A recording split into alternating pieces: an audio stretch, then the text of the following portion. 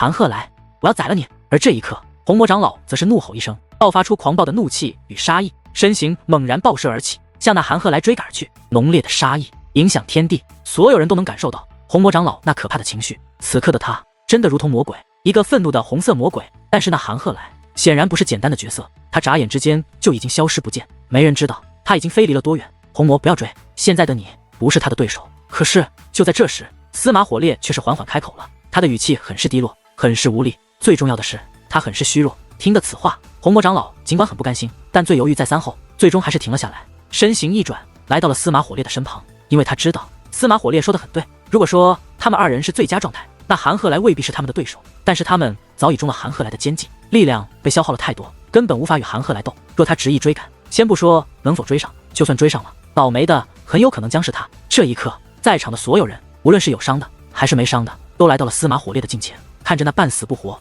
已然快没了气息，完全靠着司马火烈的力量维持生命的司马颖，再看着那满面忧愁、心疼孙女，已然心疼到老泪纵横的司马火烈，在场的每个人都是双拳紧握，可是心中却是无法言喻的酸痛。红魔，帮我好好照顾颖儿。突然，司马火烈抬起头，对红魔长老说道：“火烈，你……”听得此话，莫说是红魔长老，几乎在场的所有人都是一愣，不明白司马火烈为何突然说这样一句。可是下一刻，所有人都是目光大变，倍感吃惊。只见司马火烈那紧紧抱住司马颖的身体，在微微颤动之间，竟然开始绽放起光芒。这光芒不是非常的耀眼，但却给人一种极为神圣之感，并且当这光芒显现之际，司马火烈的身体竟也开始出现道符咒纹路。那符咒与纹路很是特殊，似是自其体内衍生而出，并且顺其肌肤流动，最终竟然不可思议的流入司马颖的身体，并且融入其中。符咒入体，司马颖先是轻哼一声，紧随其后，他的身体也开始绽放起微微光芒。与此同时，他那本苍白如纸、宛如死人一般的脸色，竟然开始涌出淡淡红晕，恢复了生机。这种生机不仅仅在他的脸上有所表现，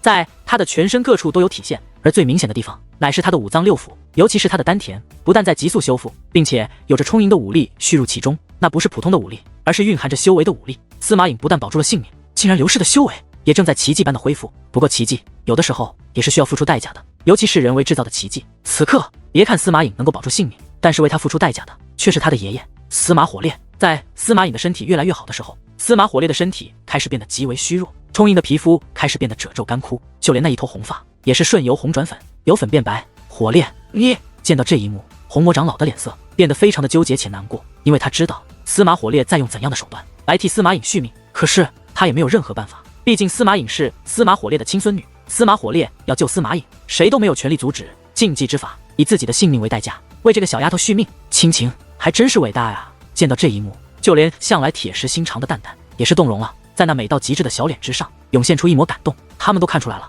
司马火烈这是在用自己的命来救司马颖的命。可是抛开亲情不谈，这等于是用一位半地强者的命来换一位武王强者的命，是用一位黄袍界灵师的命来换一位金袍界灵师的命，这代价不可谓不大。可是哪怕再大，也没有任何办法，这是司马火烈的决定，在场的任何人都没有权利干预。终于，自司马火烈身体涌现出的符咒开始停止，而司马颖的肉身已经恢复完全，甚至气息比之先前还好。司马颖终于再度恢复了神智，只是当他再度睁开双眼，看到眼前的爷爷之际，整个人都吓傻了。爷爷，您怎么了？爷爷，您这是怎么了？过了好一会，司马颖才反应过来，一边痛哭，一边抱着自己的爷爷，焦急地询问起来。可此刻的司马火烈已是虚弱的如同垂死的老人，他的声音非常虚弱，甚至不仔细听都听不清他的话语。他的脸上满是遗憾，但更多的却是慈祥与不舍。人们都清楚地听见司马火烈说出的最后一句话：颖儿，一定要勇敢地活下去，不要想着报仇，活下去比什么都重要。说完这句话，司马火烈双眼一闭，便没了气息，浑身上下已然没有一丝活力。爷爷，这一刻，天地之间响起了司马颖那痛不欲生的哭喊声，悲痛、愤怒、无助掺杂在那哭喊声中。司马火烈死了，是为他的孙女而死。司马火烈死了，九灵洞天所有活着的仆人也都走了，因为他们绝对不会跟着司马颖这样一个刁蛮的小丫头。最重要的是，司马颖只是一个武王，司马火烈死了，司马颖本该回到界师联盟，可因为有界限能量的阻隔，他目前根本无法回到界师联盟。一时之间，他无家可归。好在是红魔长老收留了他，把他带回了青木山，并且红魔长老还用结界阵法将司马火烈的身体暂时封印，待日后界师联盟的人来后，再将他的尸体接回界师联盟进行安葬。这一战就此落幕，结局很是惨烈。这不仅仅是对司马颖而言，对于所有人而言都是如此。一位强大的半地强者，一位伟大黄袍界灵师，为了守护亲人而陨落，这是让人只要想想也会莫名悲愤的事。哪怕楚风与司马火烈并不熟，也会产生这样的情绪。这一行楚风发现了九灵神图的神奇，可是却未能得到真正的收获。不过这一行对于楚风而言，绝非是白跑了一趟，最起码他见识到了半地强者的交锋，知道了半地的强大，也知道了自己的弱小。不管怎样，日子还要一天一天的过。尤其是楚风，他还背负着那么沉重的使命，变强这个信念从未减少，反而越来越浓。眼下，楚风为了尽快变强，楚风将目标锁定在了那的靖苍明盾的身上。时光如梭，转眼间几日时间悄然而逝。自打回到青木山后，红魔长老以及魏长老还有周全长老就都闭关了。据说他们是被韩赫来打伤了，尽管表面看没有大碍，但实际上很严重，必须专心疗伤。闭关疗伤期间，不许任何人打扰。而司马颖则暂时居住在炼药部，他是以客人的身份暂住炼药部，并没有加入青木山，因为他本身是界师联盟的人。至于楚风，这几日时间内专心研究的靖苍明盾这一武技，可是却发现这武技相当之难，比之地靖苍明斩要难上数倍不止。不过楚风还是有所发现的，他发现修炼这本武技有两种方法，一种是传统的修炼方法，就是根据武技的表面说明，通过苍明之气进行修炼。不过这种修炼方法很是漫长，没有个100年，连皮毛都别想掌握。不过还有一种修炼方法，这是楚风自己发掘出来的。准确来说，这本武技的修炼方法并不完整，实际上隐藏了一部分内容，这一部分内容需要修炼者自己挖掘，一点一点探索。只要能够将隐藏的部分挖掘出来，那么修炼起来将会简单许多。至少以楚风来说，可以在短时间内便修炼成功。只不过想要挖掘出那隐藏的部分，却也很难，至少短时间内休想成功。总之，这武技非常难修炼，哪怕是楚风想要修炼成功，也注定要付出一定的时间与精力才行。不过楚风已经能够100%的确定，这的靖苍明盾若修炼成功，定能与的靖苍明斩融合，两者融合之后，会是一个全新的武技，一个强大到拥有天境神威的武技。这一日，楚风如同往常一样，专心致志地修炼着地靖苍明盾。准确来说，他在领悟的靖苍明盾那完整的修炼之法。楚风又一日时间过去了，可有收获？蛋蛋此刻并没有在楚风的体内，而是已经通过界灵大门出来了，就坐在楚风闭关的密室内，很是无聊地看着那盘坐在地，闭目养神，一坐就是几个时辰的楚风。此刻的楚风已经从那种全神贯注的状态中苏醒过来，听得淡淡的声音后，便睁开了双眼，笑着说道：“收获倒是有，不过只有一点点。那还继续吗？”刚刚似乎有人轻轻地敲了一下你闭关的门，淡淡问道：“淡淡，你确定？”楚风问道：“本女王如此年轻，怎么可能存在幻听？”淡淡俏皮地白了楚风一眼，听得此话，楚风便猛然站起身来，而淡淡也是自结界大门进入，回到了楚风的体内。楚风迅速地来到了密室的门前，将密室那特制的大门打开。因为楚风闭关之时是不允许任何人打扰的，不过他也曾对修罗部的人说过，若是有急事，倒是可以敲门传音。眼下既然有人敲过门，那显然是有事发生。楚风师弟，你出来了。果不其然，当密室门打开的时候，便有一大群修罗部的成员围了过来，他们都是修罗部的元老级人物，大部分都是青木南陵的师兄弟。发生什么事了？这一刻，楚风也是眉头微皱。先不说自己闭关修炼的地方聚集了这么多人，并且每个人都是一脸焦急的模样，他能够意识到这发生的事似乎不简单。楚风师弟，那个叫做司马颖的，你可认得？王威上前问道。认得？怎么了？楚风为之一愣，似乎猜到了什么，出大事了，他惹祸了。王威说道。惹祸了？什么祸？楚风问道。楚风师弟，你先随我来，我们路上详说，否则我怕白师妹会出事。王威说话之间便腾空而起，若尘也在。听得此话，楚风再度一愣，与此同时已是身形一纵，赶忙跟了过去。而此刻，楚风所在的领地外已经聚集着许多人修罗部的人，他们整齐地站在广场之上，像是待发的战士，一动不动。而见到楚风出来，所有人都是一跃而起，如同追随雄鹰的群鸟，浩浩荡荡地跟随楚风向任务广场飞掠而去。路上，楚风得知了事情的大概经过，原来是司马颖没有安分守己的在炼药部待着，反而趁长老不备离开了炼药部，在青木山游荡。游荡之时遇到了一群女弟子，那群女弟子见司马颖一头红发，并且没有穿着青木山的弟子服饰，便训斥于司马颖。而司马颖脾气暴躁，不但没有悉心听教，反而是出手教训了那群女弟子，并且将那群女弟子打得不轻。按理来说，无缘无故被外人打，身为青木山的弟子应该去找长老理论，可是那群女弟子似是猜出司马颖不是擅自闯入青木山的人，而应该是青木山的客人。若是找长老，司马颖最多受责罚，但却不会受到皮肉之苦，所以他们并没有去找长老，而是回到他们所在的分部去请救兵。而他们所在的分部则是叫做桃仙部。这桃仙部是一个很特殊的分部，不但在整个青木山名列前茅，更是一个只收女弟子的分部，在整个青木山的名声都非常之大。换句话说，这桃仙部才是青木山最强的几座分部之一。三灵部、羽花部、身心部根本无法与这桃仙部相提并论，桃仙部才是公认的强大分部。而桃仙部之所以这么出名，并非是因为他们只收优秀的女弟子，最主要的是还是他们的大当家陶香雨。陶香雨乃是青木山内最声名远播的妖孽级天才之一，他的名声丝毫不弱于楚风，因为他不仅仅是青木继承榜上名列第7位的存在，他更是受到上天眷顾，从出生那天起便注定要优于常人，列于天才之列，因为他是天赐神体。陶香雨向来护短，并且行事霸道，再加上他是刑罚部的成员，并且是刑罚部一位当家长老的亲传弟子，所以他在青木山向来横行霸道，哪里有人敢惹他？今日他知分部成员被打，他怎能善罢甘休？陶香雨得知此事后，可谓是暴跳如雷，率领着陶仙部的众成员，便开始四处寻找司马颖，并且很快便找到了司马颖。而司马颖若是已经回到炼药部也就罢了，毕竟炼药部乃是青木山的重地，不管陶香雨如何厉害，也不敢在炼药部胡作非为。可是司马颖却偏偏没有回到炼药部，他没回炼药部也就罢了，竟然还来到了人群最为密集的任务广场，并且以阵法之力，在任务广场的地上写上了几个大字：坐等疯狗来咬人，来几个打几个。这样的几个字，明显就是在叫嚣，是在挑衅，是不将人放在眼中，甚至是对整个陶仙部的侮辱。本就愤怒的陶香雨看到这几个字后，简直都快疯了，二话不说就对司马颖大打出手。至于司马颖更是不甘示弱，当众与陶香雨战到一处。司马颖虽然结界之术厉害，是公认的结界天才，可战力怎可能与拥有天赐神体的陶香雨相比？刚刚交手便落入下风，很快便被击败，并且败得彻彻底底。司马颖倔强，死活不肯认输，更别提道歉了。陶香雨更是霸道，不但当众对司马颖进行羞辱，更是当众进行殴打。一时之间，此事传得沸沸扬扬，再加上陶香雨的名声很大，所以听闻此事与他有关，各方人马都去看热闹，就连青木山真正的大人物也去了不少。事情闹得这么大，修罗部自然也很快收到了消息，其他人倒也罢了，传到白若尘的耳中，白若尘便坐不住了。白若尘没有多想，只对王威等人留下一句：楚风出关，让他过去。楚风不出关，修罗部的所有人都不得轻举妄动。留下这句话后，白若尘便腾空而起，向任务广场飞掠而去。见到这一幕，所有人都知道白若尘已经率先的赶了过去。虽然修罗部的其他人不知道白若尘是否认识司马颖，但是看白若尘那紧张的样子，也能够大概猜出来，这司马颖与楚风白若尘肯定是有着不小的关系。所以只要想想白若尘是去帮司马颖的，修罗部的人们也都慌了。毕竟这次的对手不是什么小角色，那可是拥有天赐神体的陶香雨啊！所以修罗部的人不敢贸然行动，更不敢去打扰楚风，只能默默集合，等待楚风出关后，听从楚风的定夺，真是找死。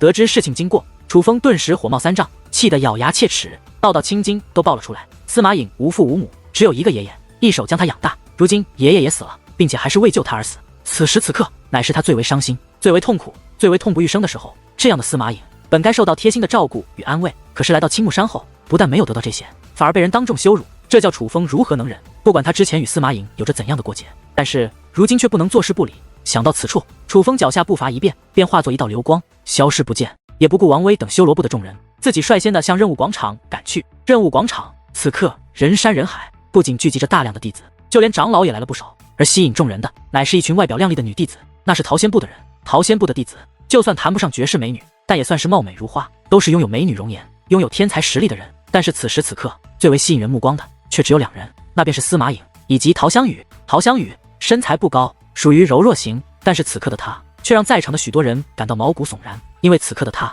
不仅凶狠，更是如同疯子一般。给我认错，认错，你这臭！陶香雨骑在司马颖的身上，正一边逼着司马颖认错，一边用手抓住司马颖的头发，不断的将司马颖的头向任务广场的地表狠狠磕去。司马颖早已遍体鳞伤，头也被磕得满是鲜血，就连那俊俏的小脸都被鲜血遮盖，变得不成人样，一眼看去甚是可怜。可是哪怕如此，司马颖却是紧咬牙关，不肯吐出一个字，更别先跟他认错，只能听到身体与地表相互碰撞的声音。这一刻，许多青木山的弟子都在为陶香雨叫好，因为他们不认识司马颖，但认识陶香雨。听闻事情经过，他们都恨不得陶香雨打死司马颖，觉得这是在捍卫青木山弟子的尊严。但也有不少人很不忍心，毕竟司马颖是一个年纪轻轻的女孩子，虽然那一头红发有些另类，可是那脸蛋长得真是不错。如今一个这样的女孩被打成这副样子，自然让人看不下去，尤其是爱美之心的男弟子更是会莫名的感到心痛，但是却没有人敢出手制止，不因别的，只因那出手之人是陶香雨。渐渐的，在场的很多人都觉得司马颖可能要被活活打死，这种事情陶香雨做得出来，而且他也有这个实力助手。然而就在这时，突然一道充满愤怒之音自远处的高空响起，这是定目一望，在场的许多人都不由吃了一惊，因为那来者也是一位女子，并且这位女子面容之美简直比陶香雨还要赏心悦目。只不过此刻这名女子脸上那冰冷如雪的怒容，可就让人有些不寒而栗了，因为她散发的竟是杀气。修罗部的人，莫非是她？是她，就是她！修罗部的二当家白若尘是如今青木继承榜第9的存在，一个拥有地级血脉的妖孽。终于有人认出了白若尘，并且还私自给白若尘冠以了修罗部二当家的名称，竟然是他！这一刻，司马颖也是抬起头来，当他看到白若尘后，眼中不免涌现出一抹意外。他有想过可能会有人来救他，但绝对想不到会是白若尘。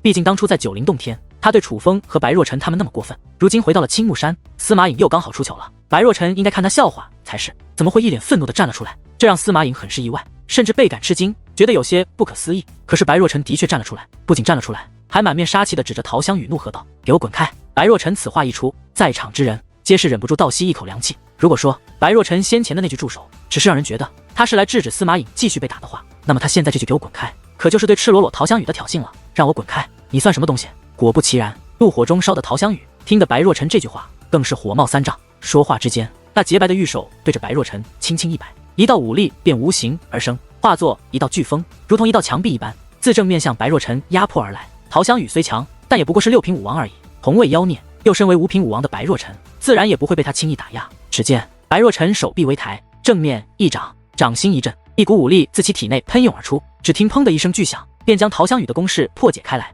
在一击破解了对方的攻势之后，白若晨并没有就此收手，而是趁胜追击，另一只紧随其后的发动，双臂摆动，残影飞射，2只手掌已然化作万千手掌，如同狂风暴雨一般发动了攻击，每掌击出都会射出一道武力。那武力不仅精纯，更是强悍，并且形态变化，凝聚出或刀或斧或枪或剑的形态，以不同的攻击方式一同向陶香雨攻击而去。这并非是简单的攻击，而是竞技武技，并且这不是一种竞技武技，而是多种竞技武技一同使用，竟是人竞武技。举手投足之间便可施展人竞武技，并且不止一种。这白若晨多种人竞武技一同施展，那威势自然势不可挡。在场的所有人都能感受到这武技的厉害，惊叹之余却也冷汗连连。因为白若晨这一出手就是这样的武技，这不仅仅证明了白若晨的强大，更是表明了白若晨的决意。这白若晨这哪里是简单的交手，这根本就是想取陶香雨的命啊！可是哪怕白若晨出手便是杀手锏，但陶香雨却只是轻哼一声，丝毫不惧。只见其一只手按住司马颖的脑袋，另一只手微微握起，一把碧绿色的长剑便出现在了他的掌心。这把长剑光芒闪闪，符咒流转，乃是一把标准的极品王兵。但重要的是，这把极品王兵在他的手中发挥出了超乎想象的威力。王兵挥动，光刃飞舞，那光刃不仅速度极快，更是无坚不摧，连虚空都能切割。不但将白若晨的攻势瓦解，更是直接向白若晨压迫而去，要将白若晨剁成碎片。这样的攻势，寻常的手段几乎无法抵挡。眼见大事不妙，白若晨只得将自己的王兵龙蛟鞭取出，进行抵挡。可是陶香雨的战力当真是不容小觑，至少并不弱于白若晨。所以在2人同握王兵，但陶香雨却比白若晨高出1品境界的情况下，陶香雨明显占尽优势，白若晨被压制得彻彻底底。不愧是陶香雨，白若晨就算再厉害，可是差着1品境界，也不可能是陶香雨的对手。眼看着白若晨已是冷汗连连，并且连连退后，所有人都知道这场对决4是陶香雨胜了。不过也有些人不发表看法，因为他们可是知道白若晨还没有使出真正的底牌。毕竟这个刚刚在青木山名扬四海的姑娘，可不是浪得虚名，她是拥有地级血脉的人物，所以很多人都很期待，他们都很期待见识一下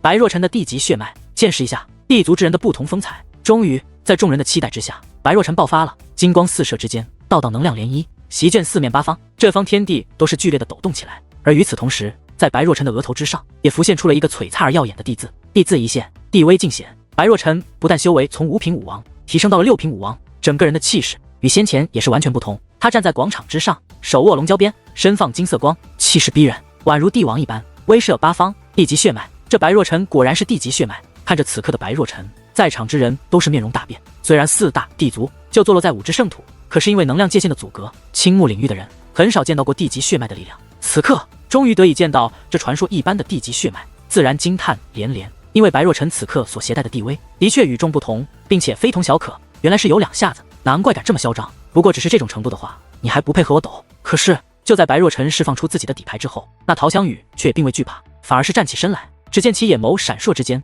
顿时风云变色，风雷滚滚。突然一声巨响传来，天地都是为之一颤。而在那巨响传来的同时，天空之上绽放出一道粉红色的光芒。那粉红色的光芒消散之际，竟然出现了一棵巨大无比的巨树。这树太大了，根盘虚空，枝顶苍天，如同苍天至宝，竖立于天地之间。它这一出现，那巨大的阴影更是覆盖着浩瀚的任务广场。由此可见，此物是多么的庞大。不过这大树出现之后，一股难以想象的威压也是从天而降。那威压太强，简直势不可挡，甚至比之白若晨的地威还要略胜一筹。天赐神体，这便是天赐神体，果然厉害。这种力量实在是太恐怖了。见到天赐神体的威势展现，在场的众弟子不仅惊叹，眼中更是布满了羡慕之色。天赐神体具有天赐神力，这是天生的力量，上天赐予的力量。就在众人被那大树所惊呆之际，大树竟微微一闪，消失不见。而与此同时，陶香雨的身体粉光乍现，那大树竟然化作虚影，附在了他的身上。虽然此刻的苍天巨树与陶香雨融为一体，缩小了数倍不止，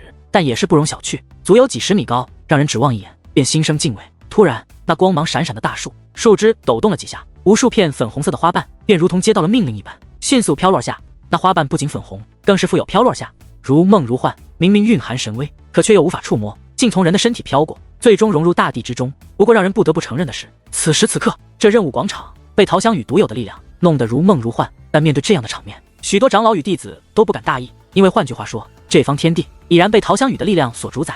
天赐神体有点意思，那就让我来领教一下，到底是你的天赐神体强，还是我的地级血脉强？白若晨向来自负，哪怕面对天赐神体也是如此。只见其大喝一声，竟然率先出手。此刻他手中的龙蛟鞭覆盖了他那金色的地威，挥动之间，地威四射，连虚空都被抽出了道道裂痕。这哪里是鞭子，简直就是一条残暴而凶猛的真正龙蛟。你会知道你我谁强谁弱的。至于陶香雨，也是不甘示弱，粉色的眼眸微微一闪，那漫天的花瓣便从虚幻化实体，如同道道利刃一般，向白若晨切割而去。刹那间，狂暴的龙蛟与锐利的花瓣对决一处，道道能量涟漪连绵不断的浮现肆虐，威力之强，气势之足，将许多围观弟子都是震得倒飞而去。更有甚者，竟口吐鲜血，身负重伤。不过这场天赐神体与地级血脉的对决却比人们预想的结束得快。刚刚交战没有多久，陶香雨便占据了上风。只见一道花瓣越过了龙蛟边的防线，并自白若晨的脸颊飞掠而过。在白若晨躲闪不及之下，一道血花随之溅起，白若晨的脸上便出现了一道血淋淋的伤痕。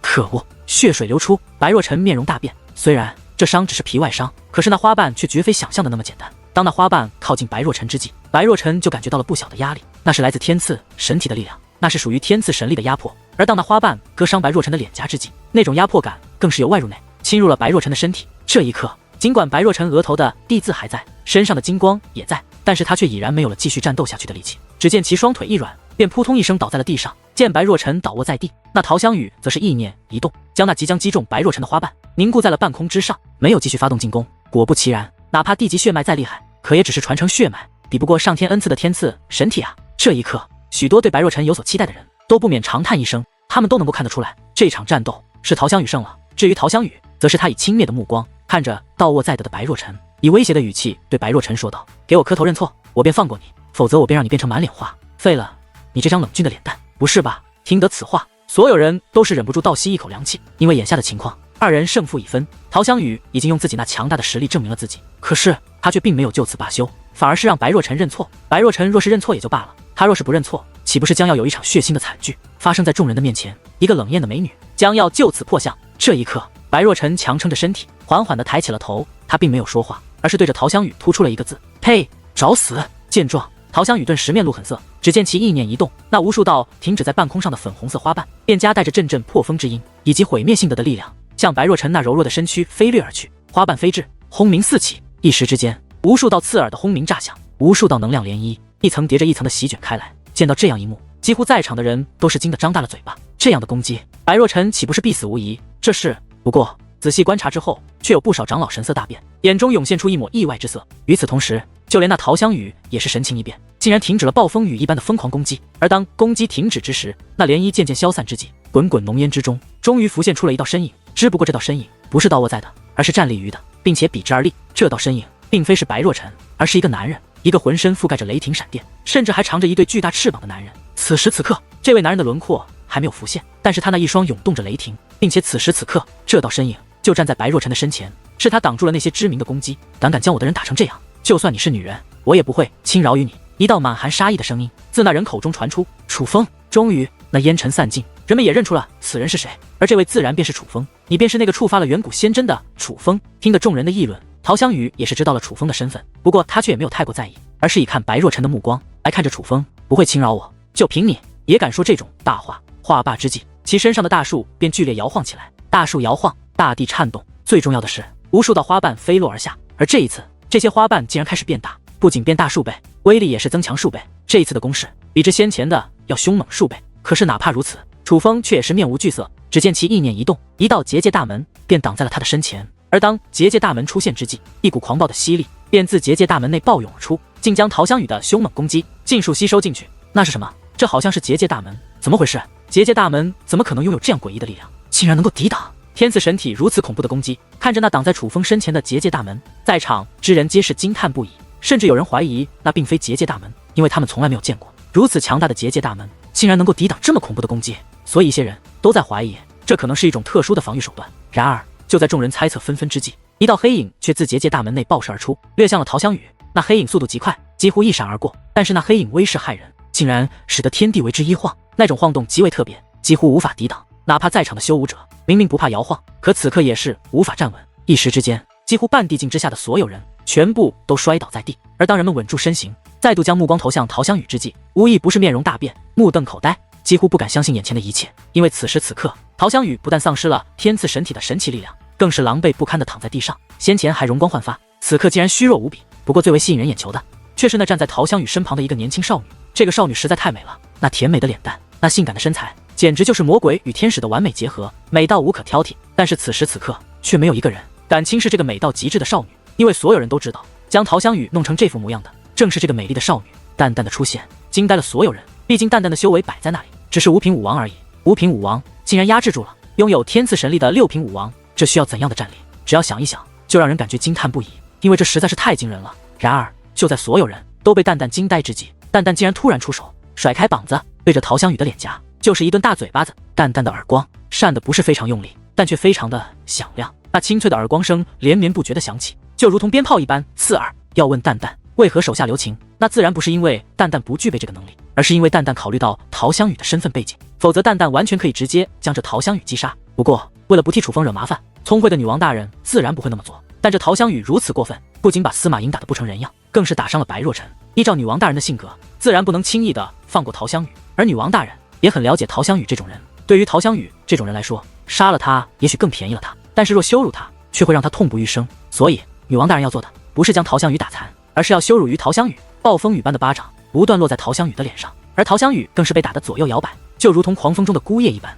甚是可怜。尽管淡淡没有用多大气力，可是这么多巴掌下去之后，陶香雨那本美而细腻的肌肤上早已留下血红色的掌印，并且整个脸都肿胀起来。你真是不可饶恕！眼见着自己的当家被人当众，陶仙部的众位女天才们也终于是忍不住了，他们怒吼一声，如同爆发的群狼，自四面八方一同向淡淡出手了，并且他们这出手并非是简单杂乱无章进行各自的攻击，而形成了一座阵法，一座如同天罗地网一般毫无缝隙的阵法。那阵法真的是非同小可，至少它的杀伤力已经超越了那布阵者自身的势力，威力极强，不自量力。然而就是这样的攻击，女王大人却连头都不抬一下，只见眼眸微微一闪，一股暗黑色的气焰便自其娇柔的身躯暴涌出，那黑焰涌起，简直无懈可击，不但瞬息将陶仙部布置的阵法瓦解，更是将陶仙部的众位女弟子吹飞开来，一个个的吹到数里开外，不知将落在何处。这一刻，在场之人再度倒吸一口凉气，脸上露出了又惊又恐、难以置信的复杂之色。他们之所以这般，并非是淡淡一击便将陶仙部众人击溃，而是淡淡那黑色气焰中所散发出的独有气息。那气息太恐怖，恐怖到莫说弟子，就连在场的长老也是眉头紧皱，心中感到莫名的恐惧。准确来说，那个气息根本不属于人类，更不像是来自人间。然而对于众人那恐惧的目光，淡淡这位女王大人却根本不予理会，抬起玉手便准备再度修理陶香雨。淡淡可以了。可就在这时，却传来了楚风的声音。此刻的楚风正站在司马颖的身旁，并且已经将司马颖的伤口进行包扎，而白若晨也在楚风的旁边。原来在淡淡修理陶香雨的时候，楚风也没有闲着，已经帮助白若晨与司马颖处理了伤口。淡淡撇了撇嘴，便走向了楚风，而楚风也心领神会，再度开启结界大门，便将淡淡这位女王大人收回了自己的界灵空间。这一刻，楚风本想带着白若晨、司马颖以及刚刚赶到的修罗部众人离开，可是陶香雨却是猛然爬起身来，指着楚风恶狠狠地说道：“楚风，今日之事我与你没完。”听得此话，楚风则是淡然一笑，随后说道：“随时奉陪。”说完这句话，楚风身形一纵，便就此离开，而修罗部的众人也是随之而去。刚刚那个丫头到底是怎么回事？难道那真的是界灵？是界灵，绝对是界灵！楚风刚才召唤的就是界灵大门，这怎么会错？可是天底下怎么会有这么可怕的界灵？在楚风等人离去之后，宁静些许的人群顿时炸开了锅，针对淡淡的探讨声响彻不断，几乎所有人都能够确定淡淡就是一只界灵。可是他们真是无法想象，天下间怎么会有这么厉害的界灵？毕竟淡淡的修为只是五品武王，但是他却以绝对的力量碾压了拥有天赐神力的六品武王。不，7灵界之中的确有一座灵界的界灵具备这样的能力。突然之间，一位长老开口了。这位长老不是普通的长老，虽然不是当家长老的级别，但也有着半地修为的境界，所以他的话语还是有着几分重量的。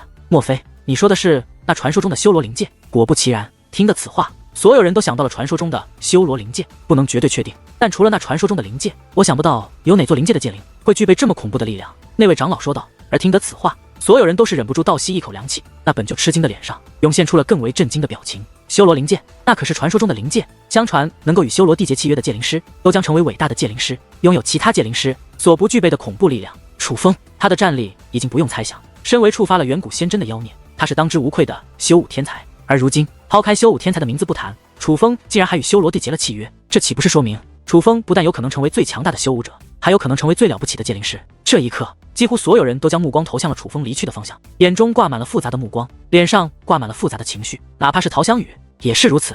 在整个任务广场的众多弟子震惊于楚风的强大之际，实际上在场的长老也是如此，就连当家长老也不例外。这不，此刻任务广场的虚空之中，其实便有着2位当家长老站立其中，只不过他们2人隐于虚空之内，没人发现他们的行踪。而这2人乃是练兵部的当家长老，其中1位乃是与魏长老是挚友，曾想邀请楚风加入练兵部的夏侯剑庭，另外1位则是一个身材瘦高、肌肤黝黑，却有着一头白发以及2道白眉的老者。这位老者双眼格外的有神，并且有着独特的锐气，身体上的修武气息竟比夏侯剑庭还强上许多，可以说与红魔长老不分上下。而他便是练兵部的主事人。怎么样，主事大人，我说的没错吧？这楚风是不是一个天才？不仅修武厉害，结界之术更是神乎其神，乃是传说中的完美妖孽。要我看，我青木山有史以来都没有出现过这么厉害的人。不过可惜，我遇到他时晚了一点，让老魏头抢了先。如若不然，将他邀入我练兵部，那我练兵部势必崛起。夏侯剑庭一边夸赞楚风，却又一脸的遗憾。此子不仅天赋料的，胆识也是过人。那个红发丫头应该是炼药部的客人，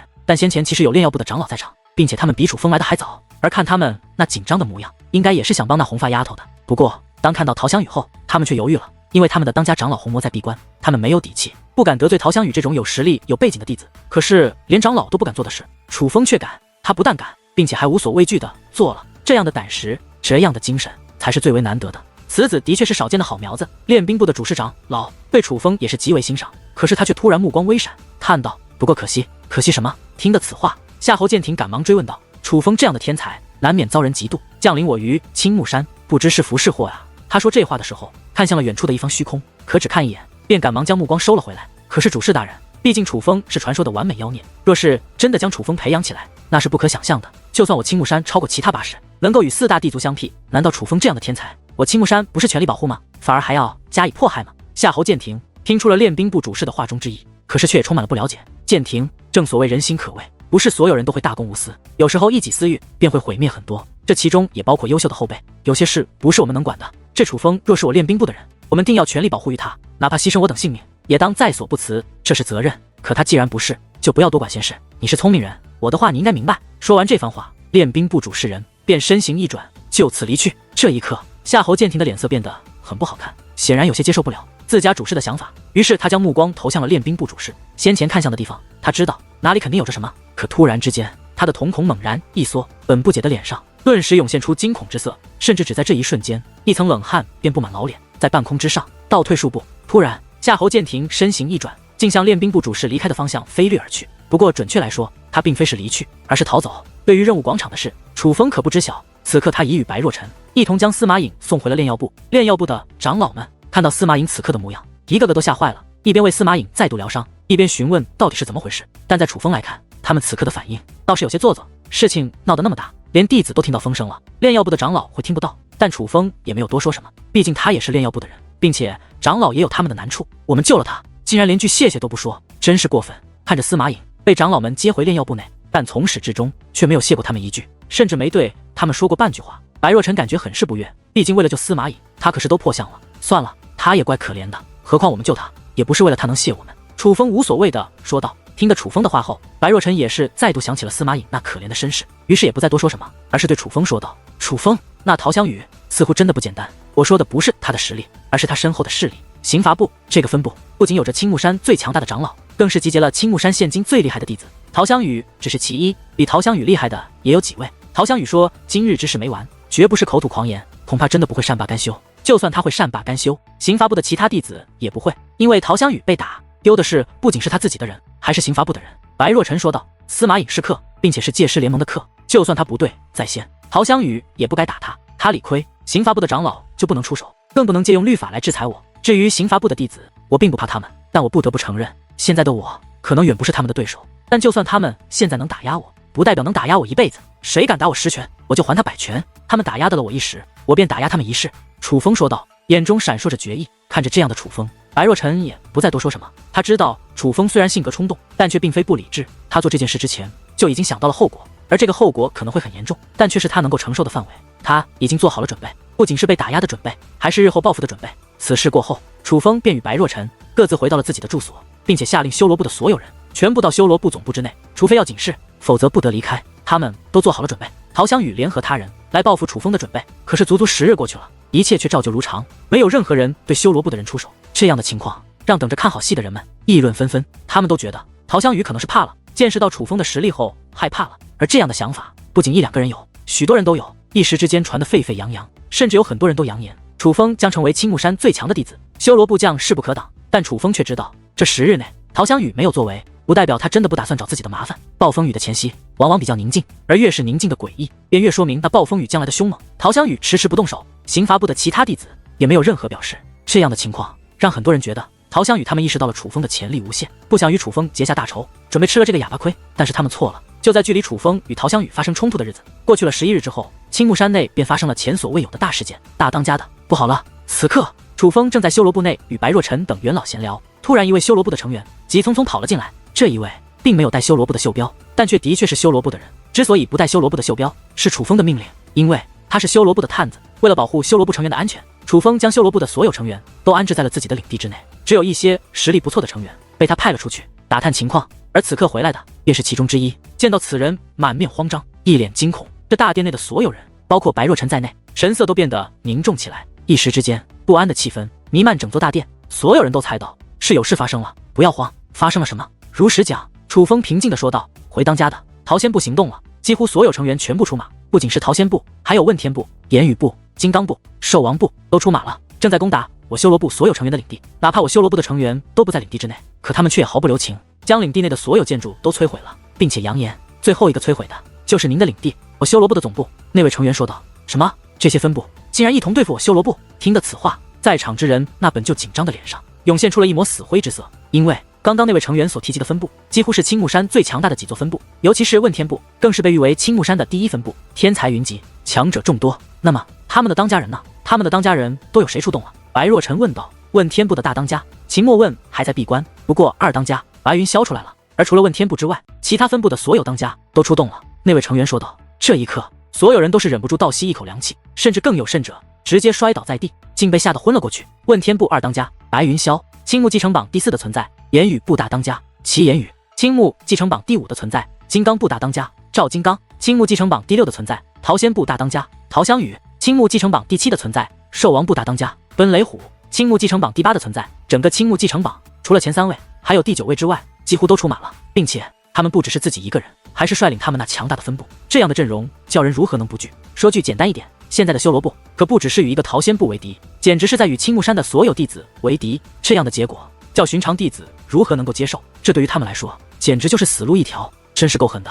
看来他们真的是想搞死我楚风啊！这一刻，楚风突然笑了，虽然面露笑意，可是言中却是杀意四射。这些分部并非所有大当家都是刑罚部的人，按理来说，哪怕是陶香雨也不可能请得动他们，因为准确来说，青木继承榜上的所有弟子都是敌对关系。而眼下不管是什么原因让他们聚集到一起来对付楚风，但是他们的确已经聚集到一起，并且正在对付楚风了。青木继承榜上的妖孽们联合起来对付一个新弟子，这在青木山的历史上都是前所未有的事，乃是首次发生。他们究竟为什么这么做？楚风自然想得到，他们定是觉得楚风是个威胁，所以想趁早除掉楚风，至少把楚风打压得无法崛起。不过楚风已经懒得去想这些，因为今日之后，这些人都将是他的敌人，这已是事实，无法改变。大当家的，现在该怎么办？这一刻，所有人都看向了楚风，把我修罗部的兄弟们都叫出来吧。楚风说道。在此之后，便敲响警钟，而早有准备的修罗部众成员便迅速的集结到了修罗部的广场之上。楚风亲自讲明了眼下的情况，而得知此事之后，如楚风所想一般，大部分弟子都是面如死灰，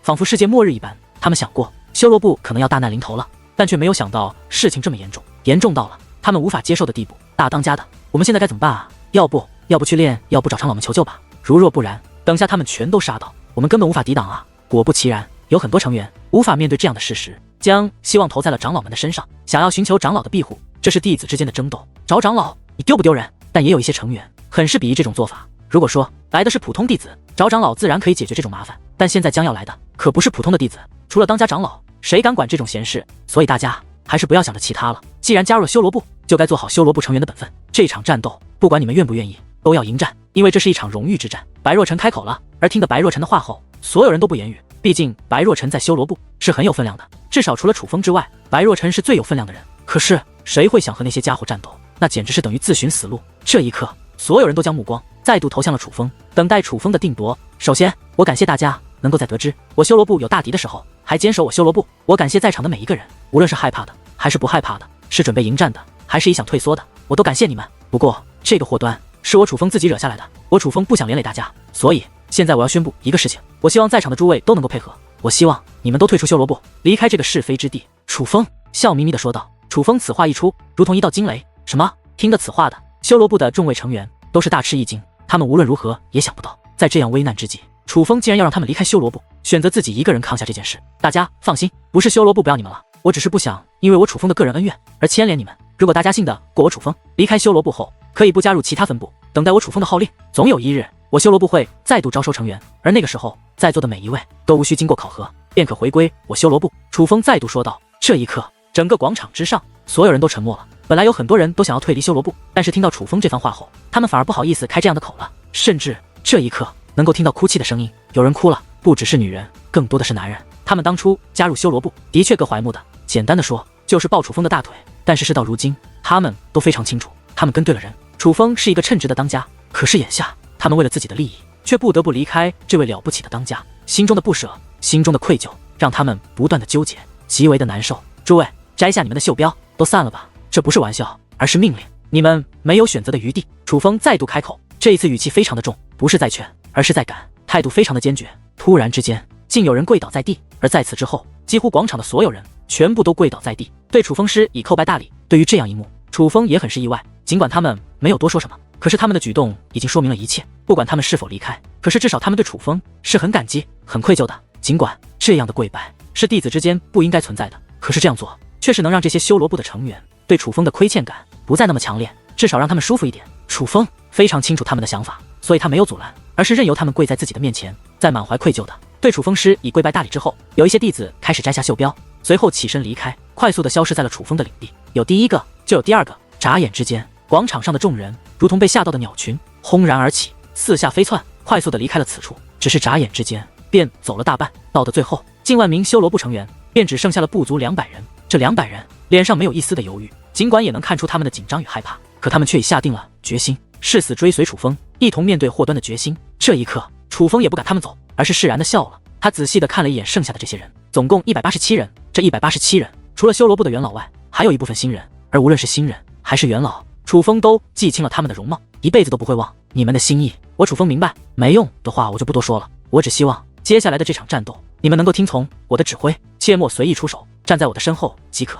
楚风说道。他还是不想将其他人卷入这场纷争。福祸同享，荣辱同当。福祸同享，荣辱同当。福祸同享，荣辱同当。然而，楚风话音落下之际，以王威等人为首的南陵弟子却开始振臂高呼。在此之后，在场的所有人都是一同高呼福祸同享，荣辱同担这8个字，并且此刻的他们竟然已经没有了惧怕之意，反而是战意盎然。对于这样一幕，令楚风与白若晨都感到非常的意外，心中暖暖的同时，却也不由得感到有些惭愧。好一个福祸同享，荣辱同当，我倒是要看看今日你们当不当得起。然而就在这时，一个声音如同雷鸣一般，在远处的天际炸响。听的这个声音，楚风与白若晨皆是腾空而起，他们已经听出那是陶香雨的声音。见当家的腾空而起，王威等人也是纷纷跃向高空，整齐的站在了楚风与白若晨的身后。而这一刻，他们也是能够看到，在远处的天际之上出现了密密麻麻的身影，并且这些身影自四面八方浩浩荡荡的飞掠而来。终于，这些人马靠近了，人数之多，简直数不胜数，从天上地下将楚风所在的领地围得水泄不通，并且仔细观看，那来者还不只是几座分部的人马，至少有1/3是与修罗部毫无瓜葛的弟子。这些弟子乃是来看热闹的。事实上，除了弟子之外，还有许多长老，只不过身为长老，并没有像弟子那样明目张胆，大多数都隐藏在了虚空之中，准备偷偷的观看这场弟子之间的史前大战。这一刻，修罗部的所有人都很平静，他们已经做好了视死如归的决定，不管结果如何，他们绝不妥协。而楚风更是面带微笑，扫向四周，发现这一次除了陶香雨之外，的确还有几位难缠的角色。而根据他们的实力，楚风也能够分辨出这些难缠的角色究竟是谁。其中最强的，自然要属于问天部的2当家白云霄。这白云霄别看面容俊俏，像是一个柔弱书生，但是他可是有着8品武王的修为，比之陶香雨要高上2品修为。此刻，这白云霄与陶香雨站在一处，而问天部的成员与陶仙部的成员也相互挨着，比之其他分部，他们两者显然更为亲密。不过这也是有原因的，毕竟抛开自己的势力，他们都是刑罚部的成员。实际上，今日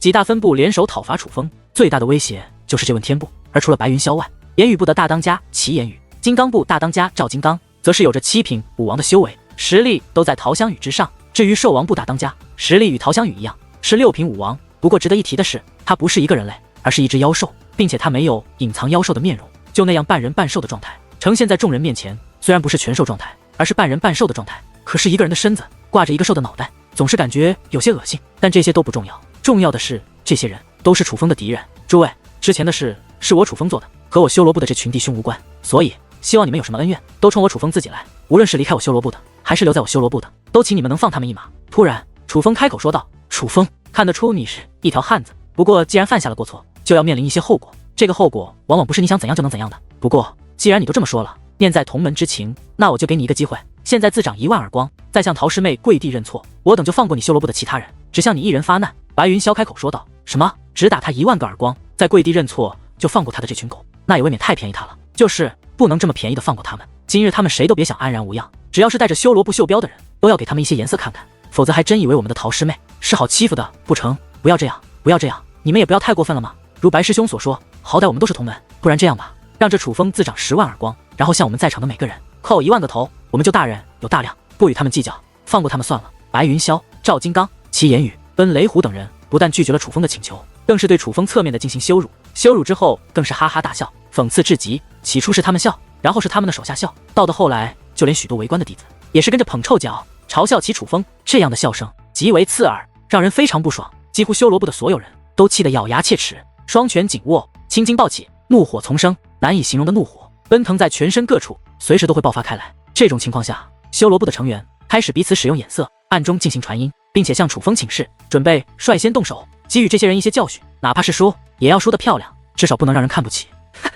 可是让人想不到的是，就在修罗部的所有人都愤怒地准备奋力一搏的时候，身为大当家的楚风却是哈哈大笑起来。楚风的笑声非常的刺耳，比在场的每个笑的都要响亮，都要大声，都要疯狂。他这一笑，所有人都愣住了，感觉不知所措，莫名其妙。他笑什么？该不会是被吓傻了吧？不解之余，有人开始讽刺楚风，可楚风却不予理会，反而笑得越来越大声，越来越怪异，甚至他的脸色也开始变化，眼中雷霆闪烁，涌现出令人胆寒的气息。这种情况下，所有人都是神情微变，收起了笑声。一时之间，这方天地竟在只有楚风一人在大笑。尽管感觉有些不可思议，可是此刻赵金刚、齐言语、奔雷虎等人却是感到极为不安，甚至毛骨悚然。他们第一次面对面的感受到了楚风的可怕。你笑什么？终于，陶香宇指着楚风问道：“我笑你们给脸不要脸，自己找死！”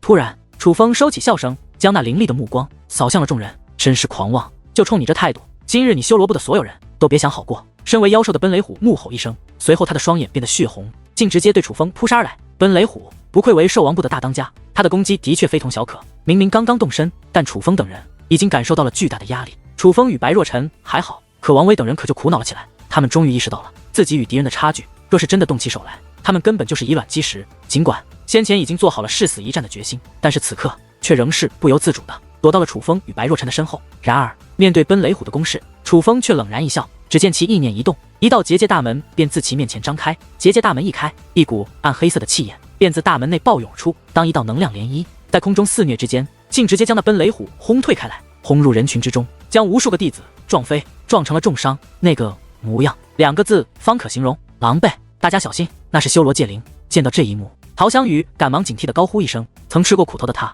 最为了解那界灵大门之内的家伙有多可怕。而这一刻，那些本要动手的人们也都是乖乖地站在了原地，开始紧张地注视着那道结界大门。尽管他们这是第一次与楚风交手，可是对于楚风的事情已经有所了解。他们知道楚风这是使用了杀手锏，而这个杀手锏很强，乃是传说一般的存在，至少陶香宇在这杀手锏的面前都没有还手之力，所以他们都是不敢轻敌，哪怕白云霄也是如此。一群不知死活的东西。突然，一道充满怒意的声音响起，紧随其后一道倩影也是自结界大门内走出。女王大人终于出现在了众人的视线之内，此刻的蛋蛋依然美艳绝伦，普天之下几乎无人可比。她那绝美的脸蛋，她那完美曲线，她那晶莹如玉、白里透红的肌肤，几乎让在场的所有人男人看到后都忍不住倒吞一口口水，甚至有人已经开始想入非非，因为他们真的是没有见过这样美丽动人的女子。哪怕他们都是修武者，可却也不免有些动心。但是值得一提的却淡淡的那一双眼眸，淡淡的眼眸很美，可是此刻那美丽的眼眸之中却涌动着隐隐杀意。他怒了，先前楚风与这些人的对话，女王大人听得清清楚楚。楚风为了不连累修罗部的人，已经做出了退步。可他们不但不给机会，反而对楚风进行羞辱。这种事情，蛋蛋绝对不能忍。还以为修罗界的界灵有多厉害，搞了半天就是一个迷人的妖精罢了。露一手啊，给大爷跳个脱衣舞，看看你除了这诱人的模样，还有什么本事？然而，就在大部分人都警惕地观察着蛋蛋之时，却有一位不知死活的东西挑衅起蛋蛋。这是一只妖兽，乃是兽王部的二当家。他不仅是人身兽首，并且长得非常猥琐。此刻那一双色眯眯的大眼睛正在肆无忌惮地打量着蛋蛋，并且他的眼睛闪烁着特殊的光芒。丫的，这货竟然还是一个界灵师，在使用透视之法，想要看光蛋蛋的完美玉体。对于这货的无耻行为，楚风内心痛恨棘手，但却也感到他非常可怜。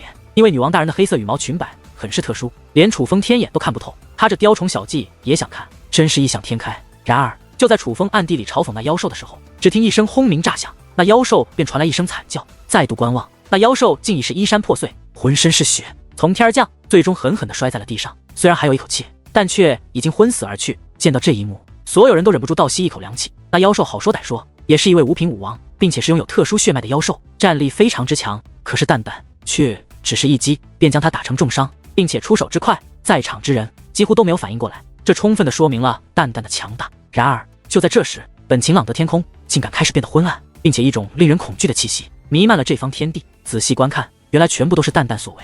那一层又一层的黑色气焰正不断地自蛋蛋体内涌出，覆盖了这方天地。你们真的把本女王惹怒了？